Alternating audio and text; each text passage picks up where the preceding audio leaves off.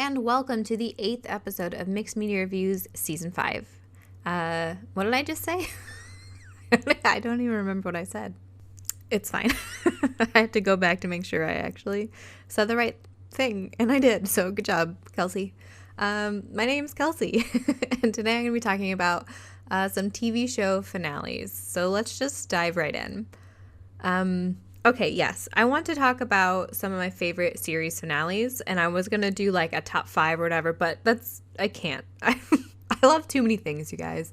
And honestly, in some ways, you can't like compare how one show ends towards against another, if that makes sense. So I'm just going to talk about a bunch of them, and then you can tell me, I guess, which ones are your favorites out of those or out of any that you have. Because, yeah, I just want to talk about some things. And we'll see how long. This episode might be really long, actually. But we'll see how it goes. So some shows have really great runs, but fail to deliver us a final episode that feels worthy of all the time that we put into them. But then there are shows that just wrap up the show beautifully. I feel like there may be maybe 3 major types. There's the jump into the future type of series finale, the kind of wrap up of the overall, theme or arc of that season or series, and then a kind of just nostalgic, fan kind of love vibe to it. And of course, there can all be a combination of them as well. But I think this is going to be kind of a jumble of all 3 of those types as I was going through them. This is probably pretty obviously, but I'll state it anyway. This is going to be a very super spoiler-filled episode, so please be warned. I believe this is the order that I'm going to be talking about it. And these are some of my favorites, although definitely not all of them, and also in no particular order. But here is Brooklyn Nine-Nine, Breaking Bad, BoJack Horseman, The Good Place, Parks and Rec, New Girl, Crazy Ex-Girlfriend, and Psych. Yes, this is going to be a long episode, so let's dive in right now. Brooklyn Nine-Nine. So Brooklyn Nine-Nine is a 2-part series finale that is mainly, I think, the nostalgic kind, where we get the final heist, throwback to the multiple heists throughout the show. And it's also filled with a collection of memories of the past and a kind of conclusion to the growth of Jake's character. So it kind of is a bit of a wrap-up, kind of a bit of a nostalgia thing, while we kind of see the culmination of Jake growing as a person, set within this final heist backdrop. It's kind of all of the characters saying a final goodbye to each other as well, but also to us, the viewer and audience. Brooklyn Nine-Nine was an incredible show. It was funny, and the cast had such amazing chemistry. The final season came back after a very rough 2020, filled with a pandemic and protests of police brutality. They had a decision to make. Either don't address what we collectively went through as a nation and as a globe, as a world together, or do address it. And they decided it wouldn't be right to have a police procedural ignore the very real events of 2020. Or I guess not of 2020, but the culmination of events that led to the protests in 2020, even if it would make for a messy season. But I really liked that. They hadn't shied away from police issues in the past, with Jake's false arrest and Terry being profiled in earlier seasons. But in the last season, they had to ask themselves how to move forward with the show. And much like a lot of us during this time, there were some really big changes. The last season pushed the characters and the audience to see things differently. There are so many police procedurals out there that try to praise law enforcement and don't often show them in a bad light. The Law & Order series are, of course, famous for this. I think that's why they're allowed to use a lot of the NYPD type of branding and things, and it's because of that relationship with the police department. But I don't think they're necessarily allowed to show, like, the bad side of it. And I mean, obviously, it's fiction, right? And most shows do the same for their characters. There's a sense of suspended belief. Suspended belief, is that what you call it? When we watch these shows, right? We kind of we take on the sides of our characters because we know them much better than some random stranger. So we feel their emotions, we feel their decisions a bit differently than perhaps we would with somebody else because we don't know them as intimately as we do these characters. And of course, it being fictional, I think helps us kind of have that protection around us. You know, we root for Dexter to kill people, even though in the real world, I still would not really want a serial killer out there murdering people, even if he was murdering bad people, because he perhaps has done well with figuring out who these really bad people are, that doesn't mean he's ever made a mistake. And obviously we saw him murder other people who are actually good, decent human beings as well. So we kind of have this different perception because it's fiction to begin with. But when it's a fiction based on a very real system within a very real world with consequences, that can sometimes be very tricky. And what we think of as okay for our characters doesn't always translate to what's okay for the real world. In romance novels, you know, there's always plenty of behavior by love interests that we cheer for, but would be way out of line or super creepy in the real world. And for police shows, it can certainly blur. Brooklyn Nine-Nine tried to get both sides to align and take a more real look at the behavior and the police policies that we have all very much become even more so aware of since 2020. Even though this kind of more real look was still through the lens of comedy. Sorry, that was a bit of a tangent, but I've definitely seen people kind of say that they didn't like the last season of Brooklyn Nine-Nine because of the exact reasons that I just went over. But I think that's exactly why it was a solid show with a solid ending. The finale shows us just how much Jake has grown as a person. He kind of steps aside so that his wife can pursue her dream while he takes a backseat. And it's something that he had difficulty doing the entire show. The last show is, I think, a little bit of a love letter to the fans as well, like I said, allowing us to see the potential future for all of the characters without necessarily showing us that future. To do the finale as a heist is a great goodbye to the fans and a great send-off.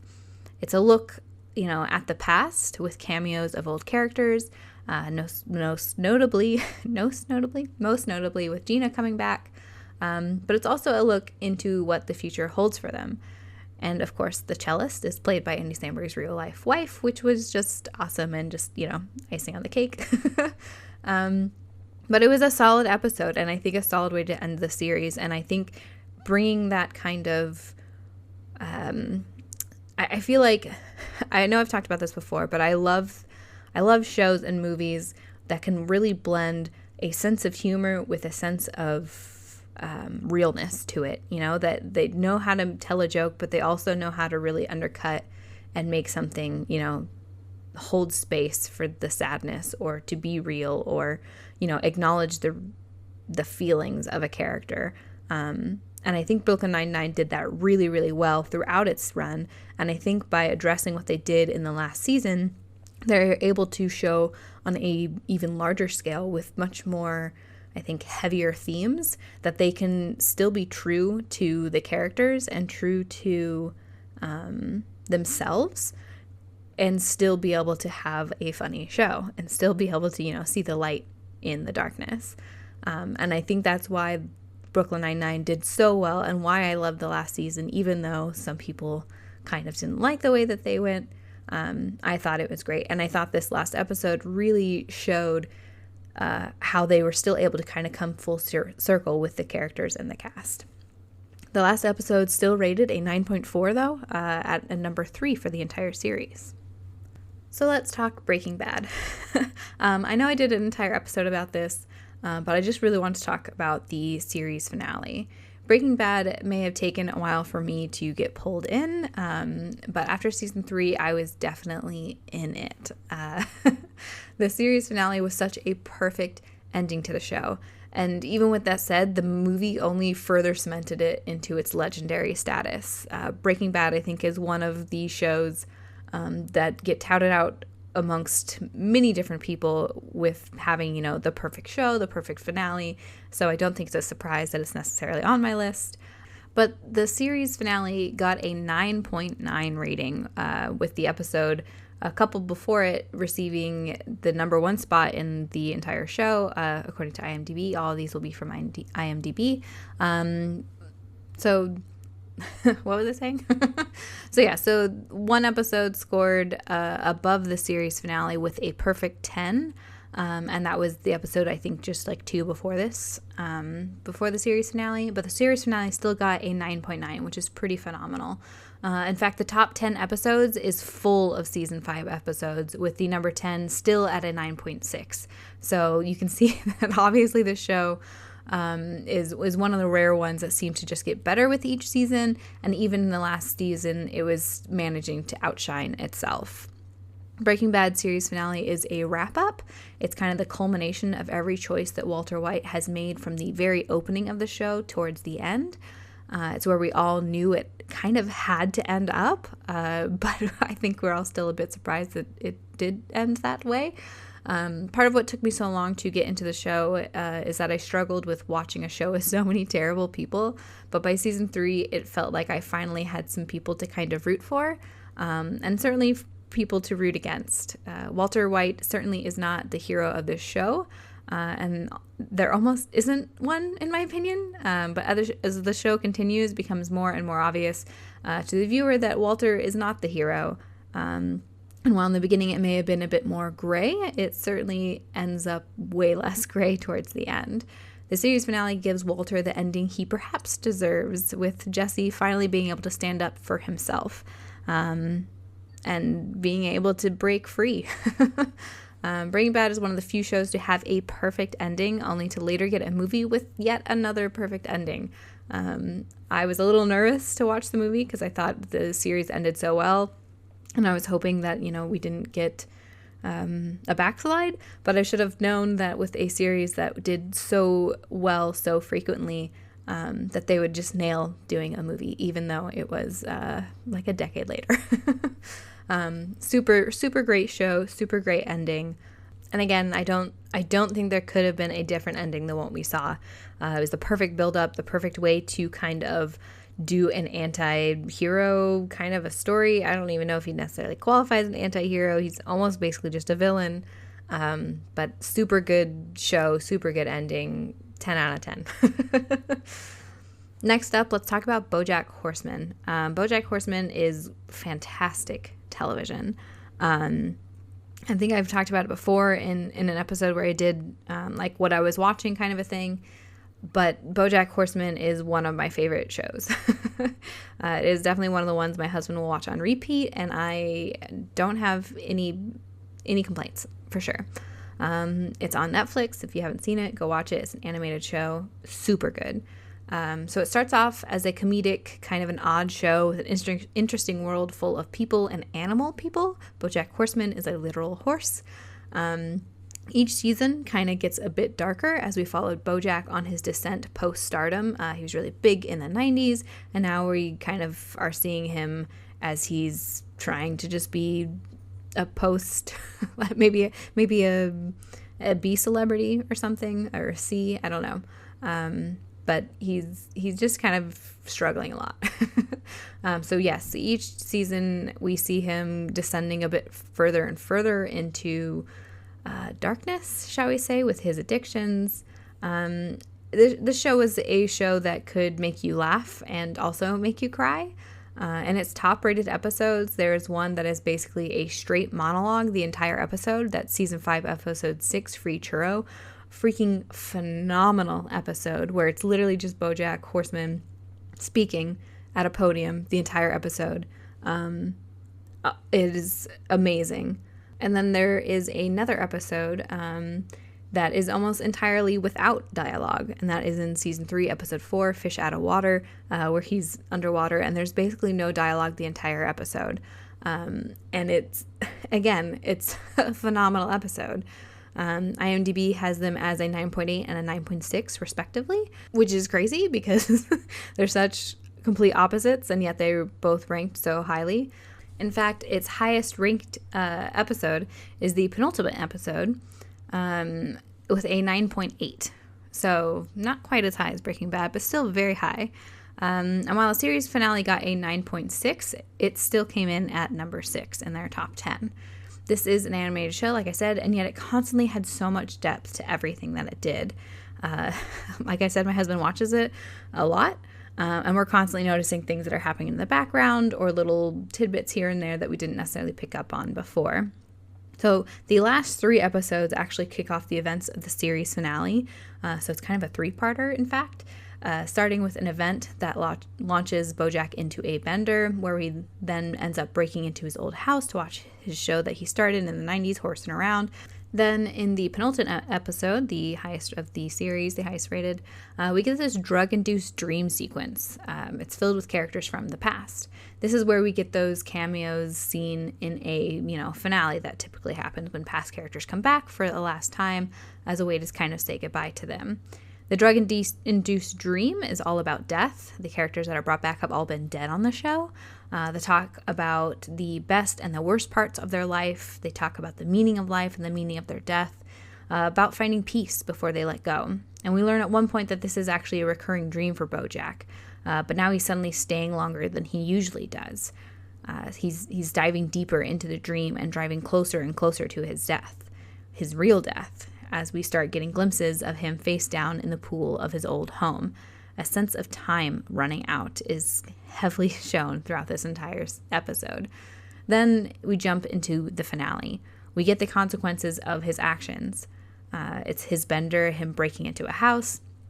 And then it kind of goes on from there. So it's really a 3-part finale with a catalyst, an action, and a consequence.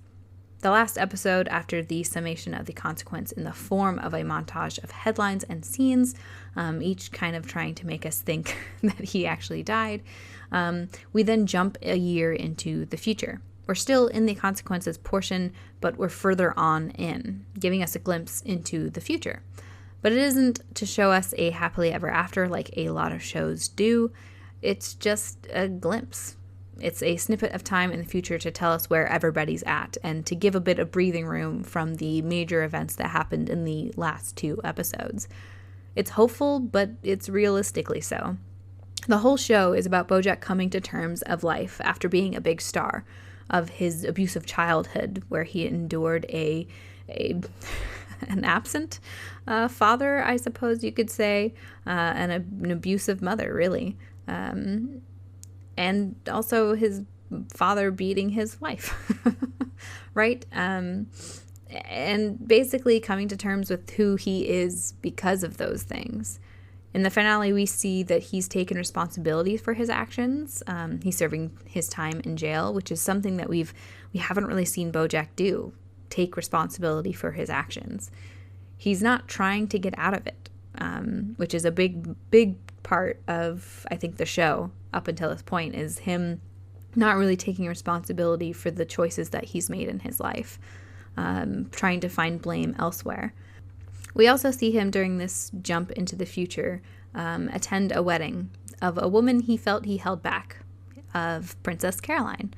The series finale opens and closes on Bojack and Diane sitting on a roof, which is where we saw them at the end of the first season. And Diane talks about who she is, the kind of amalgamation of everyone she's ever been, and how she is who she is because of the people in her life.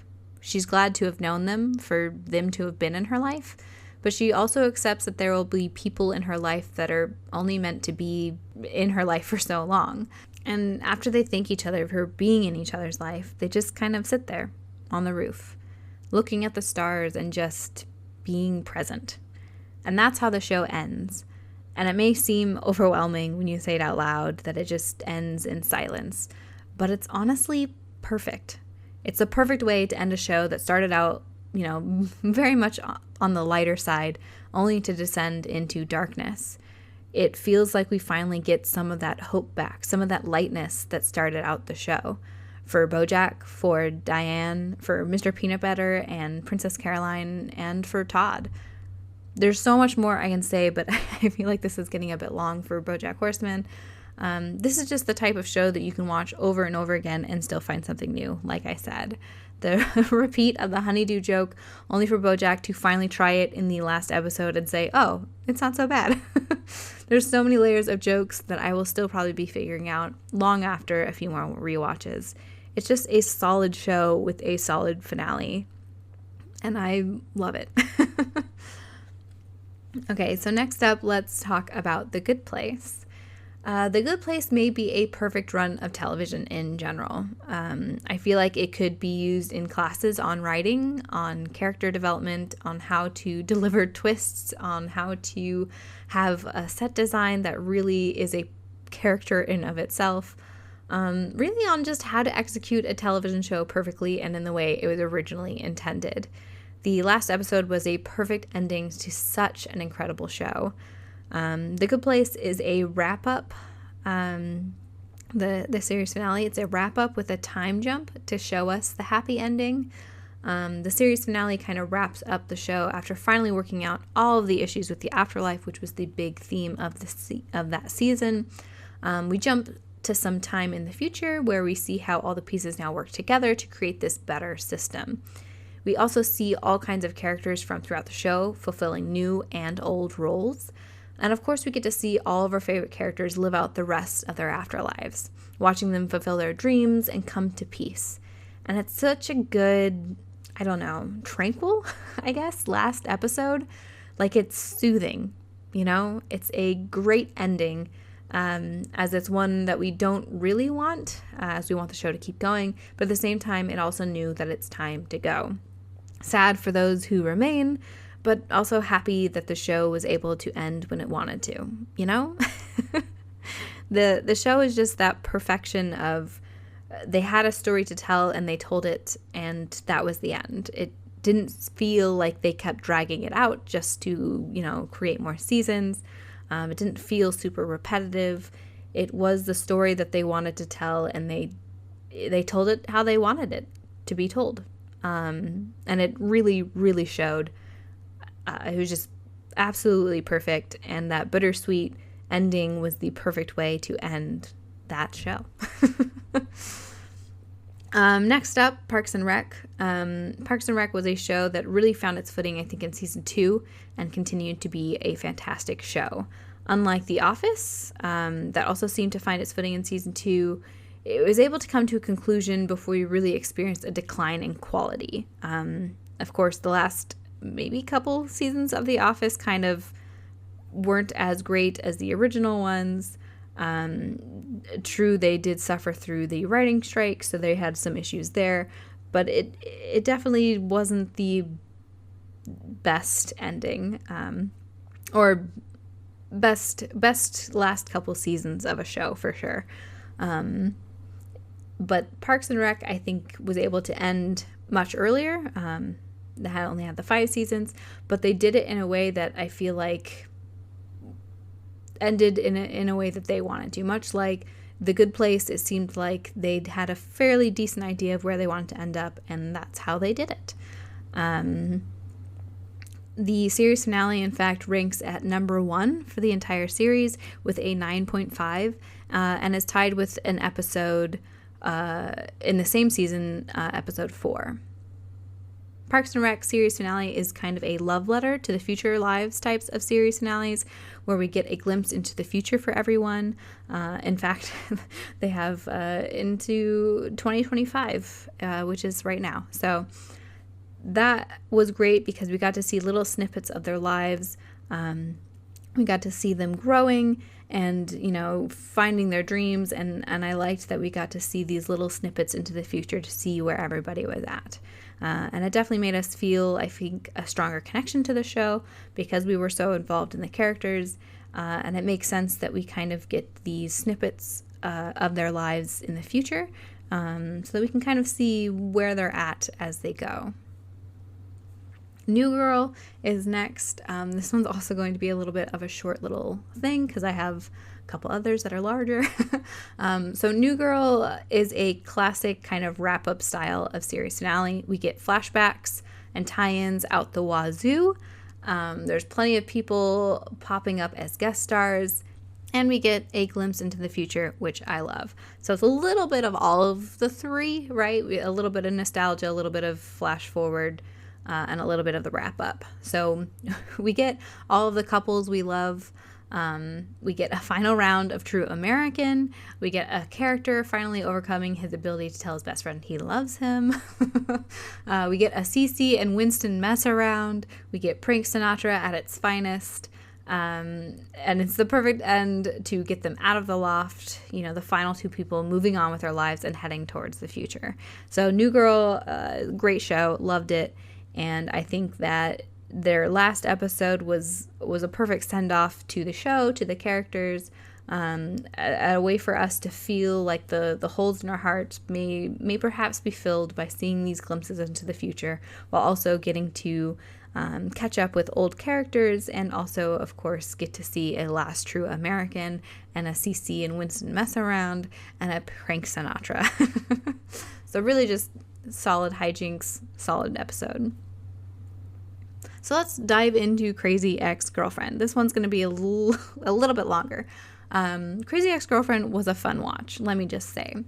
Surprisingly, this series finale is ranked at number 8 with an 8.8. Still in the top 10, but lower than I thought it would have been. I really, really loved the show. The songs, the cast, the storylines, I thought it was fun. And yes, I thought Rebecca seemed a bit nuts. Crazy Ex-Girlfriend, hello. But she mostly meant well. So, and again, like I was talking about earlier, you kind of forgive things when it's a person in a TV show. In real world, that would be terrifying, this woman. But it's a show, so you kind of forgive her a little bit. But then we get to season 3, episode 6. And the show suddenly becomes, I think, a bit more real. It's a bit more grounded suddenly. All the titles up to this episode has Josh in it. Then we get Josh is irrelevant. Then we get a Jeff. Then we get Nathaniel for the rest of the season, except for a Trent that gets thrown in there. Then we get a Nathaniel is irrelevant. And then the last season all starts with I. Every single episode title starts with I. Instead of, first it was Josh, then it was, a Jeff, then Nathaniel, then a Trent, more Nathaniels, and then an I. So we're kind of following Rebecca on this journey. And it isn't until Josh is irrelevant in season 3 that we start to see this kind of glimpse of a change in Rebecca. And it's when she's diagnosed with borderline personality disorder that this happens. When everything in her life kind of clicks into place, and we kind of see the reality sink in. And then we see, for the rest of the season, her trying to deal with it. That Josh is irrelevant, we find out she has borderline personality disorder, and then we get into Nathaniel's. So it's her still trying to figure it out while centering it around another guy, i.e. Nathaniel, until finally in that last season we see some real change in her character growth, her I statements. And then in the last episode, I'm in Love, we see her finally choose someone worth loving, herself. And it's one of the best series finales, in my opinion, because we get real character growth from this character, from Rebecca. It's mirrored in the titles names for every single season. And it finally kind of we get this culmination of where she's at and this kind of reality that sets in. What was once a show that seemed light about some, quote unquote crazy ex-girlfriend moving to a city after having a mental breakdown to follow the only guy she ever felt a connection with. I know that seems like that should not be the light part of the show, but I promise it is. But we see this shift from her in New York, where there's a lot of dull colors and just kind of drabness to the sets and to the color of the screen, to the brightness of her wardrobe, and even her hair is shinier and brighter in Pasadena, and her surroundings are brighter, and everything kind of transforms from the dullness and drabness of the reality back in New York to this kind of almost unrealistic bright palette that we see in Pasadena. Then in this last season, we start kind of getting back to the less bright colors, less costume-like wardrobes that paints this false picture of perfection. And I love that in the end, we get a woman who has finally made significant progress on her journey. And the ending isn't about finding true love with one of the guys in the love triangle or love square, or whatever it is, because, there's all those other dudes. But it's about finding love with yourself, accepting that you need to be able to work on yourself and be in a good space before being able to connect to someone else. And I really, really liked that as a series finale, because this whole show has been about her kind of running from her problems, right? She ran from New York because she was having this mental breakdown and thought of this one dude who she had this connection with back at camp when she was like a kid. And she flees New York to go live in Pasadena. And, these songs and things are a way for her to cope and a way for her to live out a fantasy that is not, reflective of the real world. And so her journey throughout the show is her going from one guy to the next to see who can fill this void in her life, who can kind of fix her of her problems. And when we finally get that shift, when she finds out she has borderline personality disorder and things kind of click into place for her, we see her trying to fit a different guy into that void in her life. And when she finally realizes at the end of the season, or at the end of the series, that last season with all of her I statements, she finally realizes that it's not going to be someone else that can fix her. It needs to be her that can fix her. And so many times, you're watching something and everything happens and it's happily ever after. But anyone who's needed to work on themselves knows that you need to be able to make sure that you're okay with you before you can let someone else be okay with you. And so I really loved that what was on the surface of this show when it first started was just kind of this girl and her crazy antics. And it kind of became a real, I don't want to say love letter again, but a real love letter, I guess, in a way, to mental health, and a way to kind of showcase this woman's plight, I suppose you could say, with her own mental health, and how she was able to finally, kind of find her way out. And I think that it again, kind of like BoJack Horseman, it might have started off really light, and seeing like everything was okay, but it was just a mask covering up the deepness and the darkness that was actually there. And so I love the series finale. I love that she ends up choosing herself in the end, and that the show ends with a brightness and a hope for the future that's solely on Rebecca finding herself and finding a way for her to, be okay with herself. And it's not her just getting a boyfriend. It's her finding herself.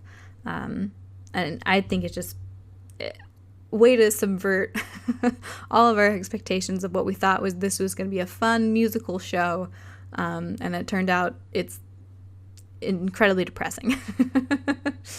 So good job. Okay, so I think this is going to be the last one. This was not going to be as long as I thought, but we'll still be quick with the last one. And the last one is Psych. Psych is the kind of series finale that sets up the next generation by introducing a character who can kind of replace them and allow them to be able to leave with no guilt, allowing the viewers to believe that life will continue without them and we'll be okay. Everything is falling into place. In the series finale, there is a final case, kind of an overview of Gus and Sean's friendship. It's such a touching goodbye. The whole episode is kind of and I hate to say it again, but I'm going to say it again, a love letter to them. I think maybe it's because I just watched To All the Boys I've Loved, whatever that, To All the Boys I've Loved Before. That's what it's called, right? Yeah, I just rewatched it again, and the second one. I still need to rewatch the third. Anyway, yeah, so the series finale is kind of a love letter to Gus and Sean, to their friendship. And it's just this heartfelt goodbye for the last, 45 minutes of the show. Sean finally calls his dad the entire series. His dad's like, why didn't you just call me? And Sean's like, never calls his dad. But this episode, he finally does call his dad. It's a very touching goodbye. We get the reveal of who Dobson is. And we get a goodbye to Lassie. So it's perfection, right? He uses he uses this last case as a way to say goodbye, because we know that Sean is planning on moving and leaving everybody. So he's trying to set up, his replacement and know that everybody's going to be okay. He sends this little thing to Lassie as a goodbye that's, the whole story of him. And then he's like, hey, in case you want to never know if it's real or not. And of course, Lassie refuses to hear the end and snaps it in half or throws it away or whatever he does with the disc. And he doesn't want to listen to it, and it's cute. And then we get the new partner being introduced, and it's, I can't even remember his name, but if you've seen it's the little police guy that's always following them around or whatever. The cute guy. And he's the new detective, and it's his new partner, and it's all cute. And of course, the real ending is that it's not an ending at all, but a new beginning. And it's also a Monk crossover. I also love that Gus ends up being part of the marriage proposal as well. And then they're right into the next adventure because it gets stolen. So I love this was a different little thing than the rest of the summary things that I did, because I just talked about everything I loved in it. But basically that's what this entire episode was basically just little collections of things for the fans to go, oh, that finally happened, or oh, that's really cute how they ended with that. Like, just the perfection, right? And it's about Sean and Gus's friendship and how nothing will ever tear them apart, and how they are basically a married couple at this point. And it's just it's super cute. And I will say I love all of the movies as well, and I believe there's another one coming out this year, and I'm super excited about it. And yeah, I thought Psych was a great show, and the ending to it I think is a great way to wrap up a show, to kind of not only wrap up little tidbits of things, long-running jokes, but to also, give us little insights into what's going to be coming later, and also setting it up for, it's not really the end. Like, we could easily bring this back if you guys needed it to be brought back, right? We'll just be in San Francisco now, competing with Monk. So it's all great, and I loved it. So yeah, that's pretty much all I have for today. I also wrote down some other shows with question marks because I wanted to rewatch and do some more digging, like Futurama. Has had so many series finales. Who can even remember at this point? But I won't say their most recent one, because their most recent one is it still playing on Hulu? I need to catch up. But the one right before that, when it got brought back from Hulu, was really, really good. I loved that one. So I was thinking about Futurama. Avatar: The Last Airbender was a phenomenal show, and their season finale was also great. iZombie, Never Have I Ever, Buffy and Angel, Fringe, Haven. I feel like there's things that I want to rewatch. I've been actually kind of wanting to rewatch Fringe lately, so I might just actually do a whole rewatch of that. But I'm sure there's even more shows out there that I haven't even mentioned that have, just kind of perfect wrap-ups to the perfect show. But those are, I think, some of my favorites. Maybe I'll do a part 2 where I talk about some more that I really loved, or maybe I'll do a part 2 and talk about the worst series finales to otherwise perfect shows. But yeah, I think that's it. That's the stuff. And there you have it. Those are my thoughts on a bunch of different TV show series finales. Thank you so much for joining me. You can find me on Instagram, Facebook, and Tumblr at Mixed Media Reviews Podcast. Please leave me a comment to let me know if you liked any of these, if you didn't like any of them, any of them, or if you have suggestions of your own. You can also find me anywhere you find your podcast, probably, though using Spotify would be very helpful so that I can get ads back. But that's okay. Please join me next week where I'm going to be talking about a movie. I don't know what movie yet. This has been a very long season. Just because I have not been good at it. I did want to do some wrap-ups for 2024, favorites of books, TVs, movies, So yeah, that's what you have to look forward to. Lots of silence and mumbling. Have a wonderful rest of the day. Happy 2025. Thank you. Bye.